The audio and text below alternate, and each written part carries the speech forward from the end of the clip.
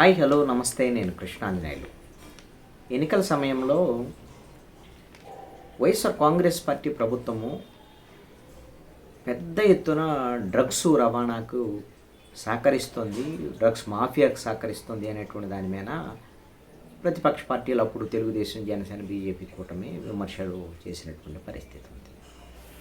Brazil నుంచి విశాఖపట్నానికి వచ్చినటువంటి ఒక నౌకలో పెద్ద ఎత్తున డ్రగ్స్ వచ్చాయి అనేటువంటి దాని మీద ఈ ఏడాది మార్చి 19వ తేదీన అప్పుడు సిబిఐ ఒక కంటైనర్కి సంబంధించినటువంటి విషయంలో దాంట్లో డ్రై ఈస్ట్తో పాటు పెద్ద ఎత్తున డ్రగ్స్ దిగుమతి అయ్యాయని అప్పుడు సిబిఐ అనుమానించింది. 25,000 కిలోల డ్రై ఈస్ట్తో పాటు డ్రగ్స్ వచ్చాయి. ఇంకేముంది, ఈ విధంగా ఎన్నికల తరుణంలో రాష్ట్రంలో పెద్ద ఎత్తున డ్రగ్స్ వచ్చేసాయి. విశాఖలో మత్తు పడగలో విశాఖపట్నం ఉంది, కంటైనర్లో వచ్చినంత డ్రగ్సే అని రాష్ట్రం అంతా డ్రగ్స్ అడ్డాగా మార్చేశారు. అంతర్జాతీయ డ్రగ్స్ మాఫియాకి ఆంధ్రప్రదేశ్ వేదికగా మారింది, దీనికి ప్రభుత్వము మొత్తం కూడా సహకరిస్తుంది అని ప్రతిపక్షాలు పెద్ద ఎత్తున ఆరోపణలు కూడా చేసి, అసలు మద్యం తయారీలో ఆంధ్రప్రదేశ్ మద్యం తయారీలో కూడా డ్రగ్స్ వాడుతున్నారా అనే అనుమానాలు, కథనాలు ఇవన్నీ వచ్చినటువంటి పరిస్థితి. ఇది ఎన్నికలకి ప్రతిపక్ష పార్టీలు ఈ అంశాన్ని పెద్ద ఎత్తున ఉపయోగించుకున్నాయి వైఎస్ఆర్ కాంగ్రెస్ పార్టీకి వ్యతిరేకంగా.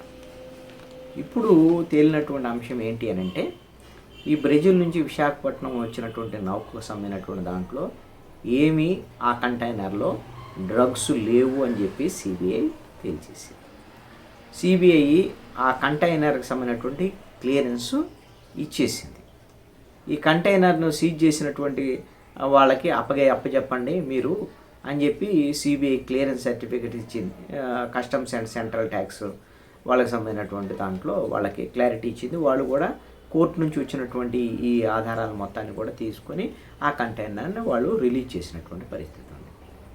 అప్పుడు విజయవాడ కేంద్రంగా ఒక సంస్థకు సంబంధించినటువంటి వీటిని బుక్ చేశారు అని, ఆ విజయవాడ కేంద్రంగా కూడా అంటే ఆంధ్రప్రదేశ్కి మూలాలు ఉన్నాయి డ్రగ్స్, అంతర్జాతీయ డ్రగ్స్కి సంబంధించినటువంటి వ్యవహారాల్లో అనేటువంటి విధంగా అనేకమైనటువంటి ఆరోపణలు రావటం, ఇప్పుడు దాంట్లో అసలు ఏమీ డ్రగ్సే లేవు అనేటువంటి దాని మీద క్లియరెన్స్ ఇవ్వటం. వైఎస్ఆర్ కాంగ్రెస్ పార్టీ ఇప్పుడు ఏమంటుందంటే, వీళ్ళు కావాలని అసత్యమైనటువంటి ప్రచారాలు చేశారు మా మీద, ఎన్నికల సమయంలో ప్రజలను నమ్మించడానికి అనేకమైనటువంటి అసత్య ప్రచారాలను వాడారు, అప్పుడు డ్రగ్స్ అన్నారు, భూముల రీసర్వే మీద కూడా మా మీద వ్యతిరేకంగా మాట్లాడారు, ల్యాండ్ టైటిలింగ్ యాక్ట్ మీద కూడా మాట్లాడారు, భూముల కుంభకోణాలు, భూముల కబ్జాల మీద కూడా అప్పుడు అనేకమైనటువంటి అసత్య ప్రచారాలు చేశారు.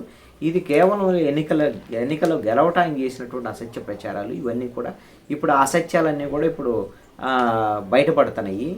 ఇది రాజకీయపరమైనటువంటి కుట్ర వైఎస్ఆర్ కాంగ్రెస్ పార్టీ మీద జరిగింది అని వైఎస్ఆర్ కాంగ్రెస్ పార్టీ వాళ్ళు ఆరోపిస్తున్నటువంటి పరిస్థితి.